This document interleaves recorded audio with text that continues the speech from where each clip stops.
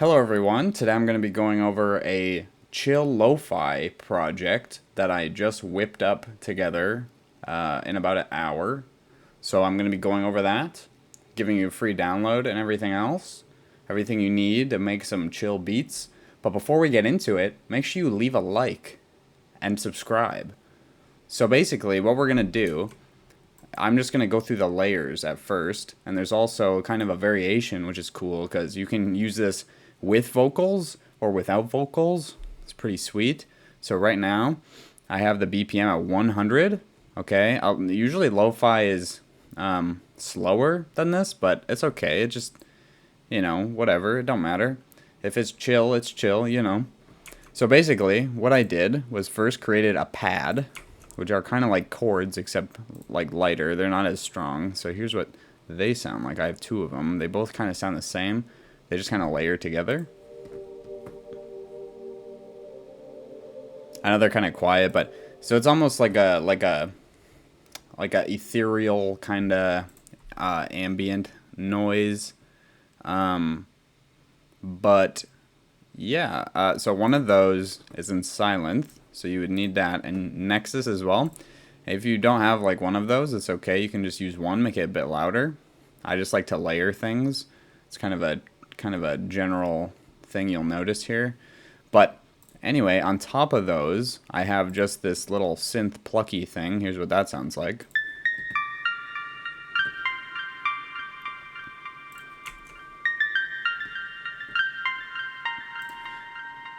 Lovely. Okay, so basically, I'll show you the effects on there.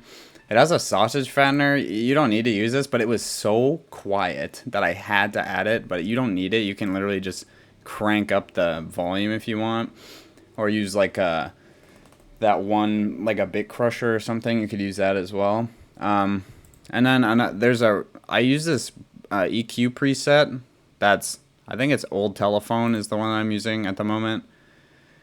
But it makes it sound like you guessed it, Old Telephone. And I have it automated. So basically I came over here, right click, create automation clip, and oopsie. And then it pops up right here, the EQ, you can see right there.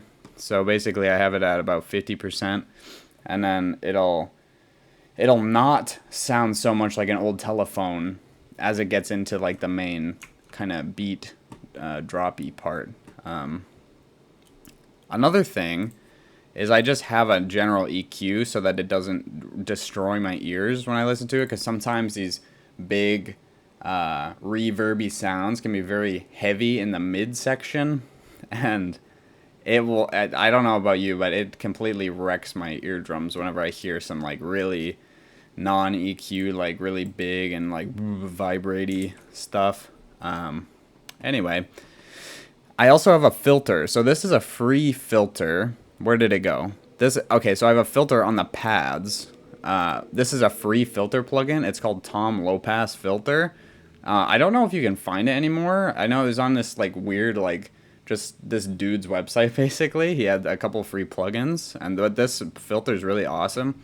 If you don't have this, you can just use Fruity Filter or whatever other filters. I know there's a free filter, I'm pretty sure, in FL Studio. But anyway, so the pads are filtering up.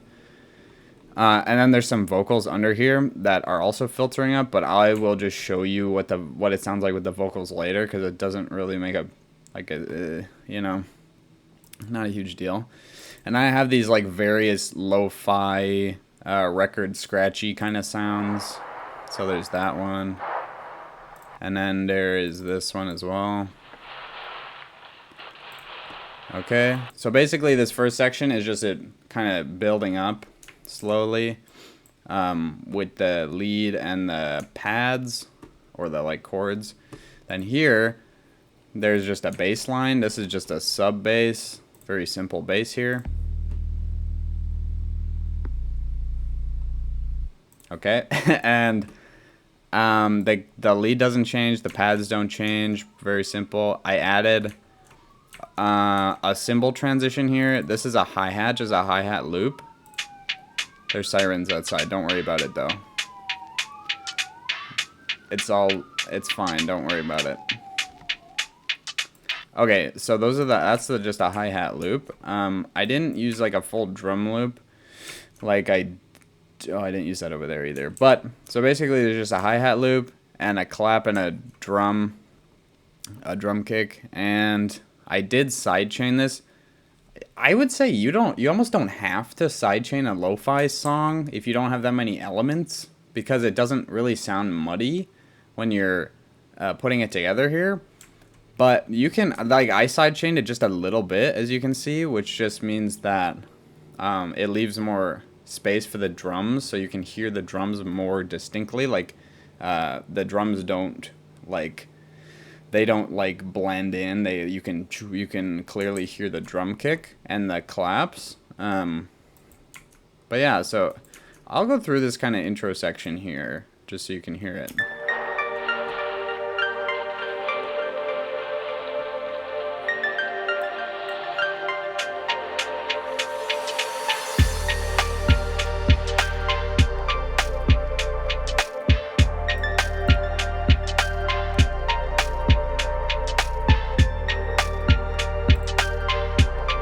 Yeah, so that lead is still kind of quiet, so I'll just turn it up here a little bit. Yeah, something like that. For this second part here, oh, there's also just this pad underneath that I had found in a sample pack. By the way, all the samples, like this whole project, when you download the project, it will have all the samples already in the download, so you should be able to open it. And the only problem that can come up is you don't have some of the plugins, but I'm not using that many plugins, so and at least everything's on the piano roll, so you can just use whatever plugins you want. But just a general structure here. But yeah, so and then I have it cut off into like the break part, and then I pitch it down 1 octave. And then I introduce a new top drum loop, which sounds like this. Very groovy. I also was playing around with some percussion, just one shots, as you can see all these little things down here. So I will, hold on, let me mute this stuff and show you what the percussion sounds like. So this will be in between the drums and the claps, basically. Oopsie. Okay, here you go.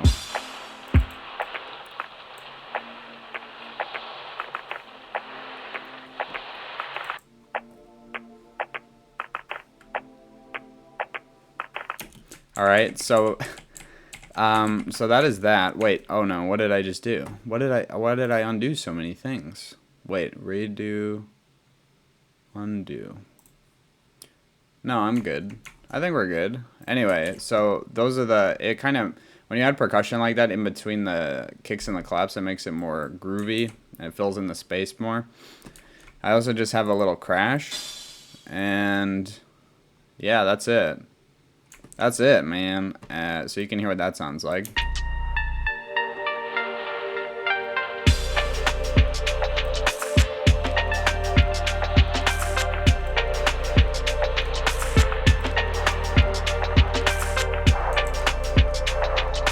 I think a big thing that makes lo-fi and chill music is honestly the ambience. So like the record scratch stuff in the background, and how everything's kind of like muffled in a way, like the claps and the percussion. And yeah, so I think those are kind of the key takeaways from this. And then I filter this out. Well, I filtered out the vocal chop here, and oh, I also put the same like radio noise on the vocal chops, but as far as the radio noise on the lead here, I made it sound more like a old telephone radio thingy. Here, as you can see, this is the EQ. I put it up so that in this little break section, it sounds even more like an old telephone. And then it cuts in when the beat hits again. I put it back down to 50-ish% so that it doesn't sound so much like a telephone. as you can kind of see. It opens back up. And then, yeah, I just take it out with a cymbal. Just take it out with a nice cymbal transition, like back here when it started. And that's it. That's it. I will show you what it sounds like with the vocals, and then I will be done. Okay? Oh, and this end part is literally just like the beginning repeated, basically. Except without any record scratches this time, because it's the end of the song, so we gotta make it even chiller. We gotta make the song fall asleep, basically.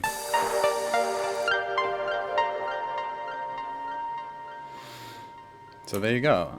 So here's what it sounds like with the vocals, and then I will play it with the... Well, I'll just play the vocal. Here's the vocal here. Okay, it's filtered out there. Don't mind me here. Just a second. Here we go.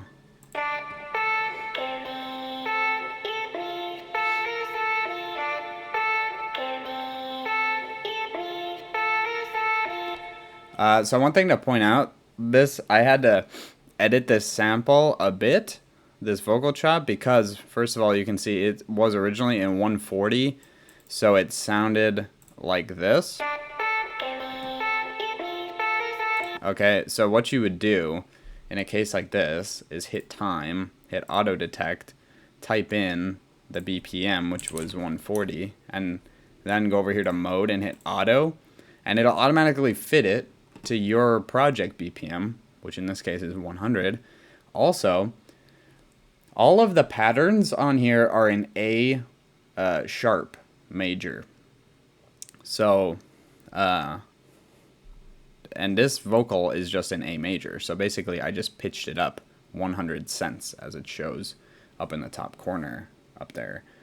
So that's a little strategy as well that I've used many a time to, if you find a vocal chop that you think would work, but it's pitched just a little too low or a little too high, you can go here to the pitch and shift it by like 100 cents or 200 cents, and a lot of the times it will fit into whatever you're doing. So here's what it sounds like with that. Oh god, I messed it up. Oh no, hold on. Wait, what happened exactly? Did it... I think it's fine. What? Okay, I fixed it.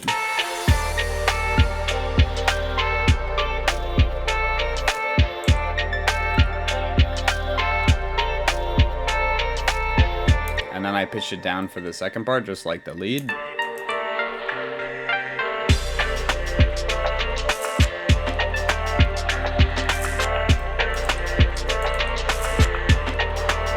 And then the end is just normal.